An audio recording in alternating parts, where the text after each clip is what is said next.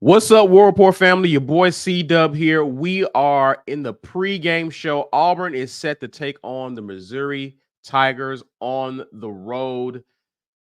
First time this season, I'm joined by more than just myself or Ike, or it's going to be a few of us on this live here. Fellas, how are we doing? Y'all are muted, by the way. Yeah, we're here.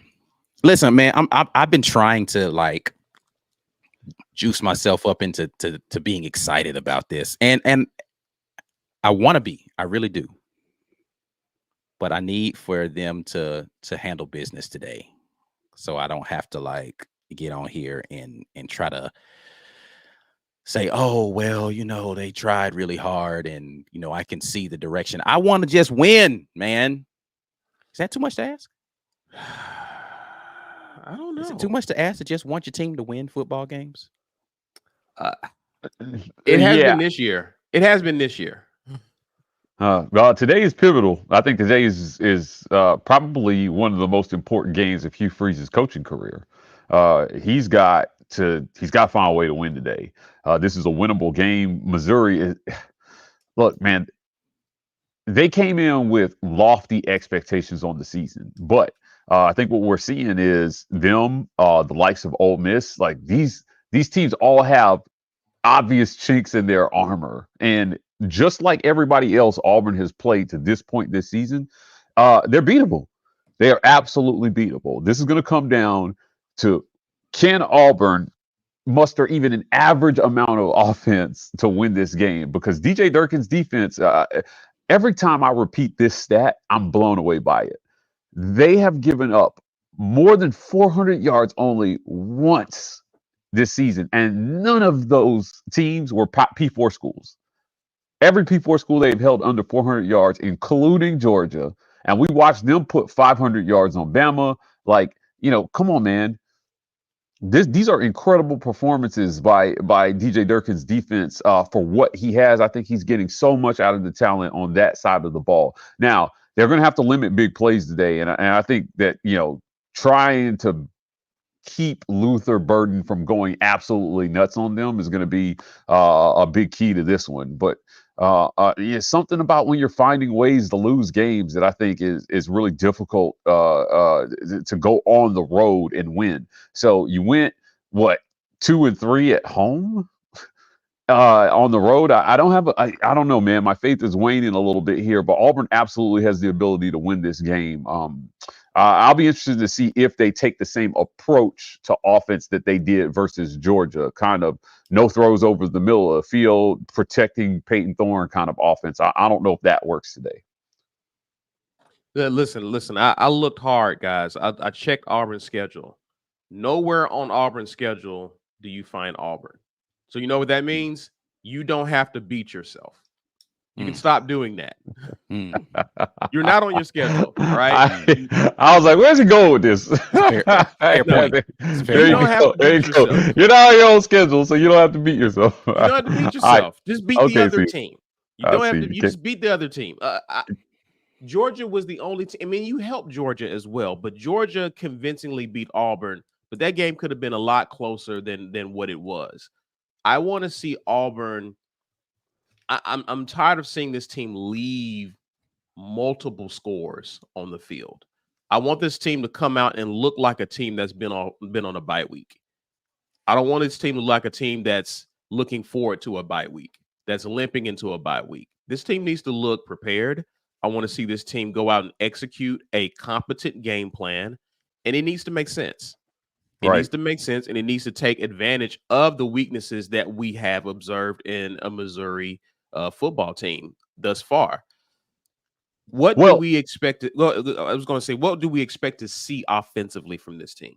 Well, Hugh Freeze said on Monday, he said, if coming out of the bye week, we have another critical offensive situation like they had, like the 4th and 1, and they have a miscommunication, he's going to be, I'm paraphrasing here, but I don't know if he said disappointed, but he said he's not going to be happy. Yes. And I don't know how many times you can get in front of Coach Freeze. Neither will I. Right. I don't know how many times you can get in front of the media and say we got to coach it better. We got to coach it better. We got to coach it better. Right? Like if you keep trying to coach something better, if you blame the players, then all of a sudden you're throwing them under the bus. So what else is he supposed to say? Yeah, I don't know. Like either, at some point, if you can't coach it to a point where it works, there's a problem. There's a huge problem on one end or the other. You're either still not coaching it right, or you got players who can't take coaching. And I don't think that you don't have a team full of players that can't take coaching.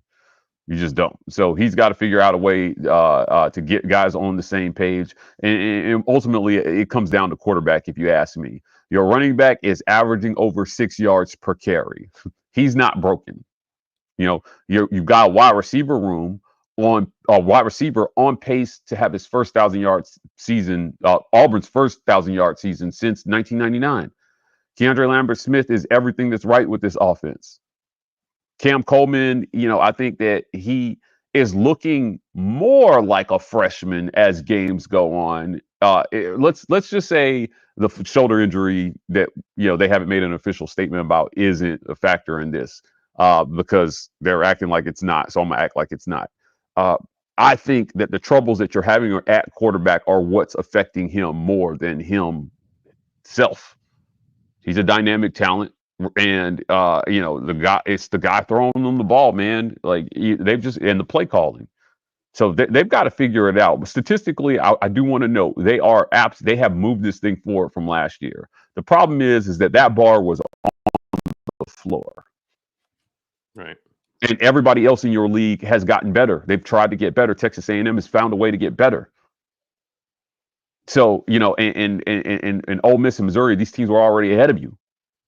So I don't know that either one of them has gotten better. But as far as red zone offense and scoring is concerned, you've gotten worse. So they've got to figure this out, man. Like I said, I'll be interested to see if Auburn cannot score from outside the red zone, pay close attention to red zone play calling today. I think that's the puzzle that Hugh Freeze has to fix. How much of Darquez do we expect to see? Is it pretty much on par with what we've seen? Whole bunch? Okay. Bunches and bunches. Yeah. I think you got to find a way to get him the ball. Throw him the ball. He's proven himself to be a pretty good pass catcher when you throw good passes. Figure out the way to get the ball in the hands of your playmakers. And for God's sake, find a way to get your game breakers the ball. That means Malcolm Simmons. They tried last week. Fellas, they tried last week. Try a little bit harder this week. Every week, try a little bit harder to get the ball to Malcolm Simmons any way you can. More screens, more things that when the defense over pursues, you catch them off balance. I'd like to see more of that in this offense because because of pass protection in your offense, how your offensive line plays at times. Some of these slow developing play action things that they're trying to do are getting Auburn behind the chains at key points in the game. And you can't play behind the chains. You don't have the team for that right now. You don't have the quarterback for that right now. Yeah. So I don't know. They haven't struggled to create big plays at times. As a matter of fact, I think even after Georgia, they're still one of the best teams in the country in terms of creating plays of 20 yards or more. Yeah, Mike, I remember, in their heyday, the Golden State Warriors, how they played an exciting brand of offense, but one of the biggest critiques was because of how they played, they have a tendency to turn the ball over a lot. Yeah. And I think that's kind of what we're beginning to see with an Auburn team is that, yeah, they can create big plays for us and the other team, but that's just kind of been the nature of this Auburn's offense this year. You hope that they can begin to reduce the mistakes, yet still maximize those big play opportunities that they've been having this season. Yeah. Mistake. You can't afford. I don't think, man. No, I'd like to see no turnovers today, but man, turnovers just have really killed them. And man, especially in those first 4 games. Yeah. Maybe you can spare one turnover today. Maybe you can spare one turnover today, and that better be a turnover on downs or something. Like I don't know. I don't think they can spare any turnovers today the way they're playing. But you've had 2 weeks to prepare. Right. And I think that that's the thing that most people are going to be looking at. What are you going to do when you have 2 weeks to prepare? Do we see much RPO, Ike? Like what we saw No. against Georgia? You're saying you're going to see a different offense today, a It's different going to look identity. more like what Georgia's game was. Very few RPO things. It's going to be design stuff. They're going to intentionally say the ball is going here on this play. I doubt we see any RPO. Not any, but I doubt we see very many RPO situations happening out there. Just because I don't know that you fix the RPO stuff in a bye week. Right. And again, the issues with the RPO was the decision making for the quarterback on where to go with the football, and what he was seeing post snap versus what he was seeing pre snap. And Missouri's not going to be foolhardy enough to say, all right, we're just going to show him the same picture both pre and post snap. So it's going to be very intentional. This is where the ball is going. Let's get it out there, at least early in the game, to try to get Auburn out to a fast pace as far as just moving the ball. When I say fast pace, I don't mean like the speed of play. I expect to see more huddles than you typically would have seen, just to make sure the communication is where it's supposed to be with that. I expect to see more just an intentional paced offense, more like what it was last season, honestly, than when it had been early in the season, which means you might not get as many explosives, but Right. Ball control the clock. And I think that if Auburn executes that game plan, they're in the game, right? Late in the game, they're going to be there. Especially if you don't turn the ball over, put the ball on the ground, or give the ball to the other team. Who are some of the players that you expect to break out? I think we already mentioned a couple of guys. Mike wants to see Malcolm Simmons. We mentioned Jarquez Hunter. Who are some of the breakout players we expect in this game for Auburn? I think you're going to see more Perry Thompson in this game. I don't know how many touches he's going to get, but I think they're going to try to play him a little bit more in this one. He's physical. More Perry Thompson. Yeah, I think he's a physical blocker as well. And so, I think that allows him to be on the field a little bit more if you're going to play the style of football I think Auburn needs to play in this game. And he's a guy that you can trust to be out there and block, as well as, catch the football and turn, a small catch into bigger stuff. When you say breakout, I'm trying to think of guys who you wouldn't typically see as much of on offense.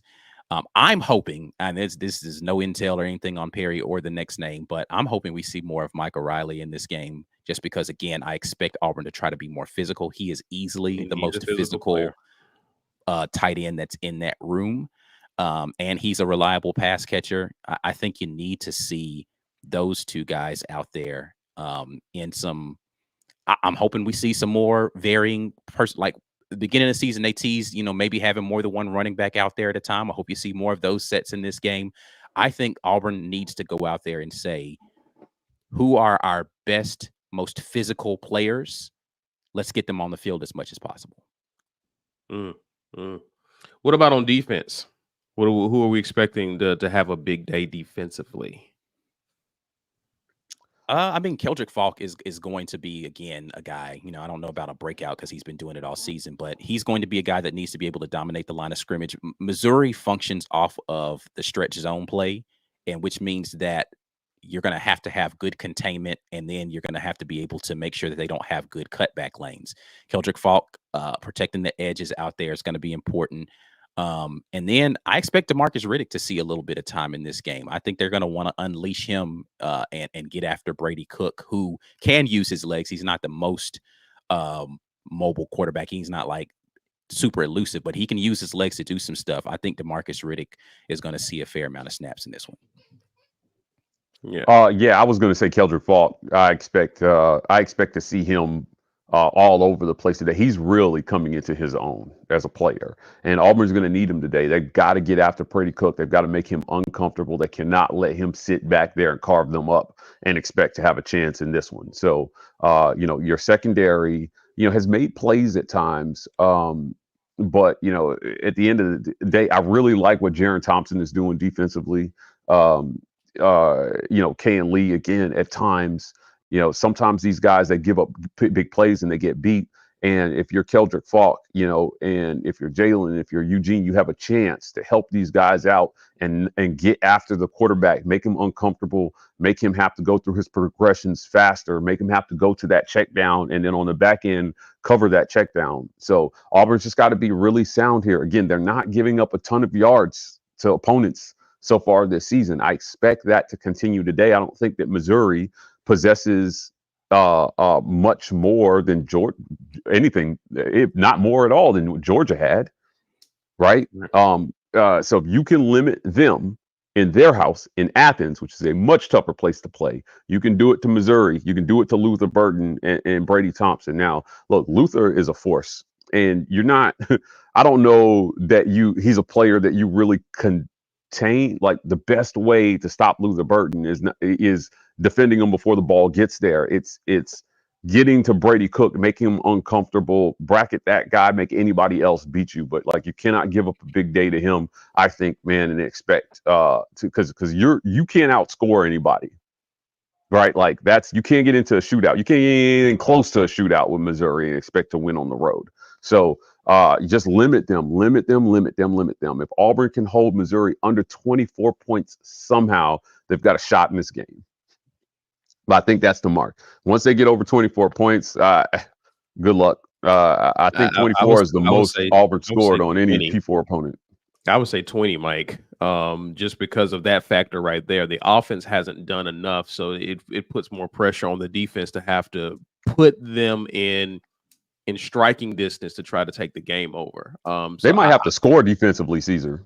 Like, they might have to score defensively or find a special teams play in there to have a shot in this one. Yeah. With that being said, though,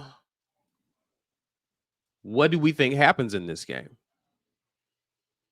Mike, you've already given your prediction. Yeah. I'm gonna sit this one out. I'm gonna see how much bug is truly left in the tank. It's not. We need a bug station. We need to go to a bug station. The tank is low. Ike, how are you feeling, sir?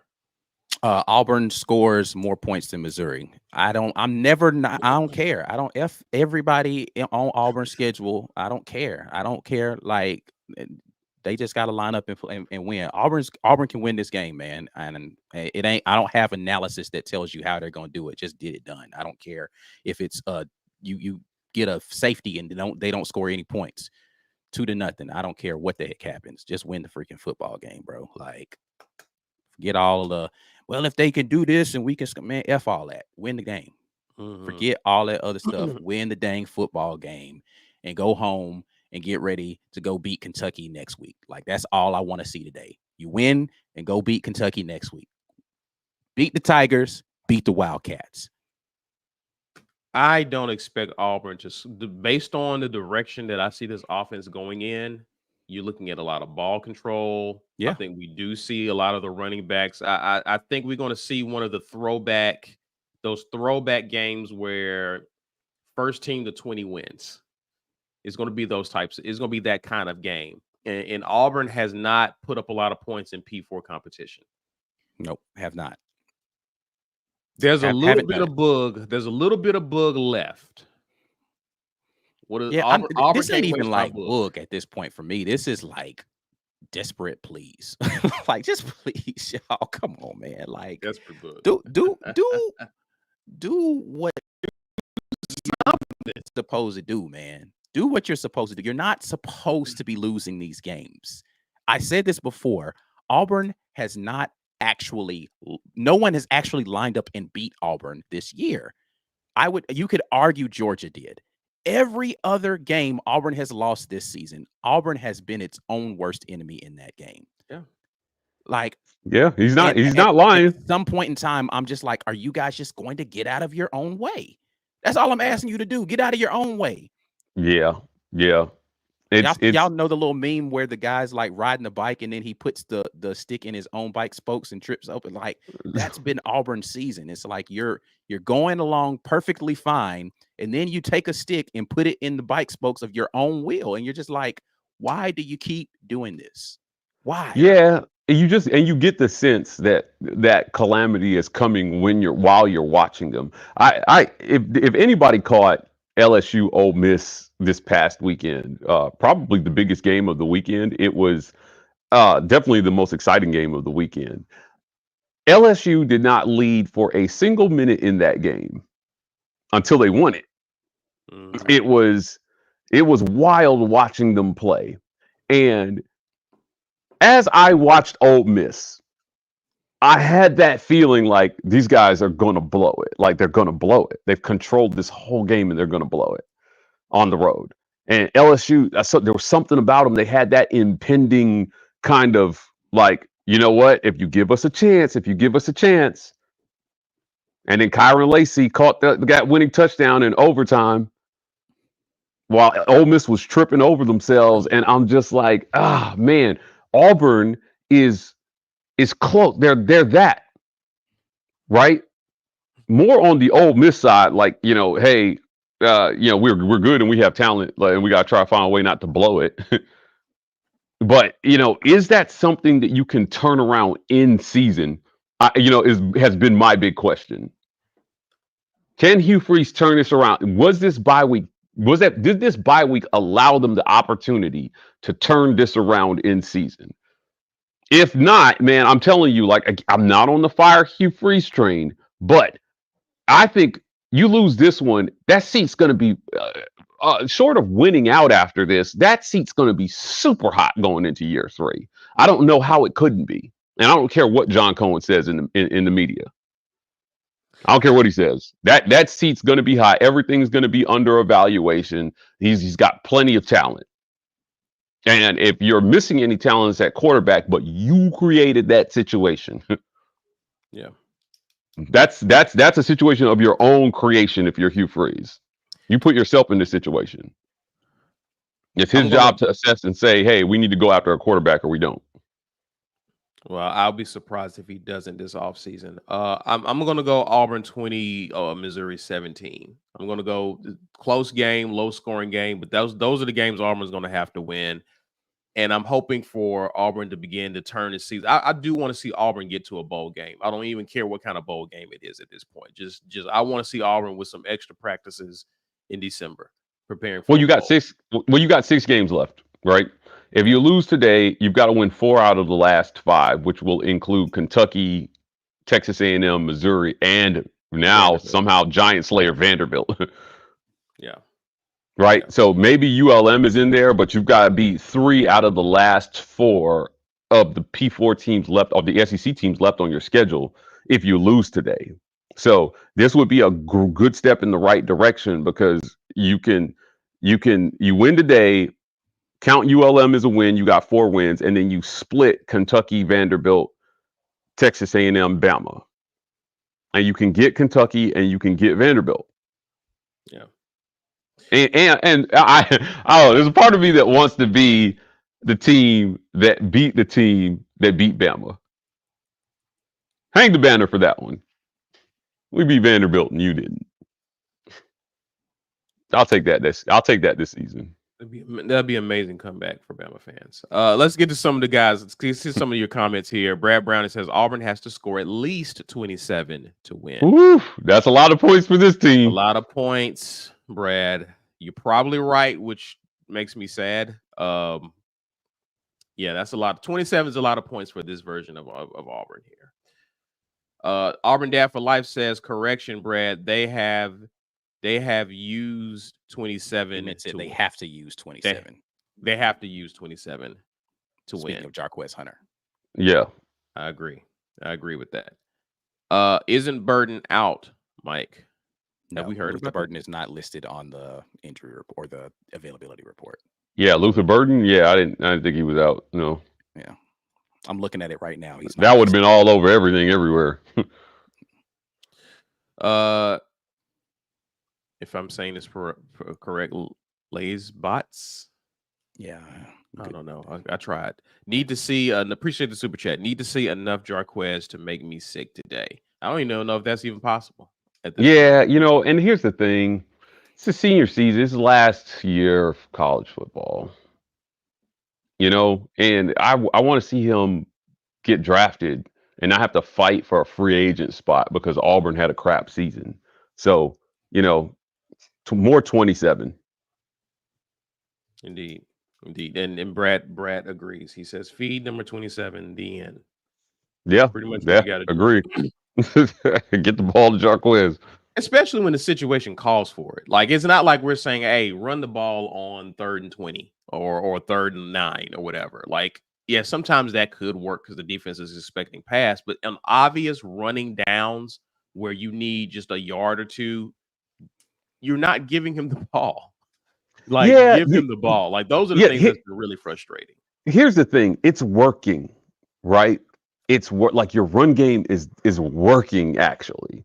Yeah. But when you get behind because situational play calling is lacking, you do get out of whack in the fourth quarter. You end up throwing the ball around, and then that's how Jarquez gets 2 touches in the fourth quarter of a 2-score game. That's what happened against Georgia. Yeah. Right? You 21-10, 4th and 1, and you don't give it to him there. So you don't get your drive ends. And there were probably 4 to 5 more touches for him in that drive if that drive continues. Right. And that's how situational play calling is stopping Jarquez from getting more touches. You're ending drives because you're not giving it to him when you should be giving it to him to continue drives. So the drive ends. And then the other team gets the ball, and then they move the ball, and there's less time for Jarquez to get it. He went into the fourth quarter at Georgia with 91 yards, and he came out of the fourth quarter with 91 yards. All because you couldn't get that 4th and 1 right.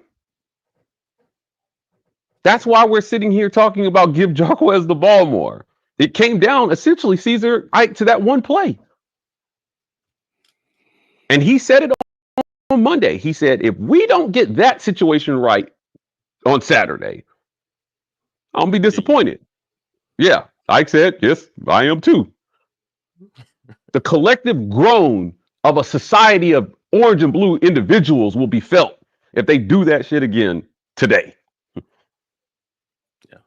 Come on, man, get it right. You're making way too much money to have players not on the same page with what play you called.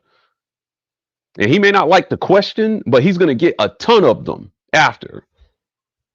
Yeah, I mean, to me, man, if you don't get it right after a bye week, it's time to It's time. reevaluate a lot. Yeah. Yeah, it's just time. Cleveland Brown gifted 5 Warport memberships. Thank you, good sir. Kobe Morris says at least Gus gave us winning seasons on the regular. See, I don't like this idea of, well, you remember when we were at least mediocre? Like, I don't want to go back to mediocrity, bro. Like, stop. The mediocrity is not the answer. It's not. Moved on from Gus for a reason. Just because it hasn't gone right doesn't mean at least you know what I'm saying? Like, no, I'm not going back to the food stamp line just because I'm homeless. I want more for myself. Mike, you made a statement. You make this statement a lot. If you're standing still, you're going backwards. And Auburn really was going backwards as a program under Gus, and it was being felt. It was really everybody else was passing them by. Look, man, if you miss Gus, visit Locked On UCF over on YouTube and get your Gus feel. There's plenty of Gus over there. Okay, you know what's over there? Quarterback problems. That's what's over there right now. Quarterback problems. So every video has been about since we started it. This is just such a terrible problem for Auburn to be in, and it goes all the way back to Gus. But it's time. Hugh Freeze is supposed to be the guy that fixed this, man. You know, and so he still can. I don't know about this year. He's got time. Yeah. But boy, get in that portal, do what you got to do, conjure up something. I don't know, man. Yeah. Nathan Long says 27 is not a lot. We have been in position to score 40 plus in 2 of our P4 games, but then we shoot ourselves in the foot. But Nathan, the last part of your sentence is why we're saying that's a lot of points. You answered your own question. Red zone offense is terrible. and you're playing your way out of games, man. I'm telling you, you get down there and then you blow it. Yeah. So yes, it's a lot. We have all types of guns to shoot ourselves in the foot with. We got a shotgun, we got a pistol, we got all type water gun. We got plenty of artillery to shoot ourselves in the foot. That's the problem. We keep doing that, Nathan. So 27 does become a lot when you factor that in. Yeah, it's a lot for Auburn. It's incredible how good this offense has been and how absolutely tragic it's been at the same time. It's crazy. Yeah, the big plays are there, and I think that's the thing keeping hope alive for a lot of people is the big plays are there.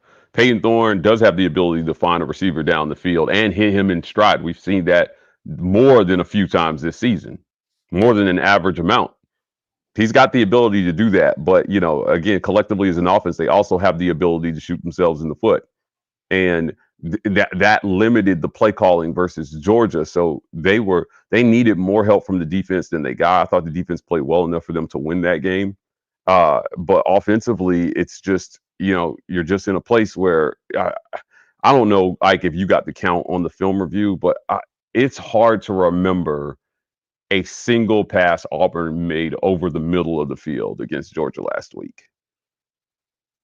Oh yeah, I don't know the answer to that. I'm sitting here and I can't think of one pass they made over the middle of the field last week. It was clear they were trying to protect the quarterback from making a mistake in that area of the field. And so that's difficult if you're going to play ball like that. If you're going to shrink the field for the defense, especially against a defense like that, good luck. Now, I don't know that Missouri's defense is as good as Georgia's.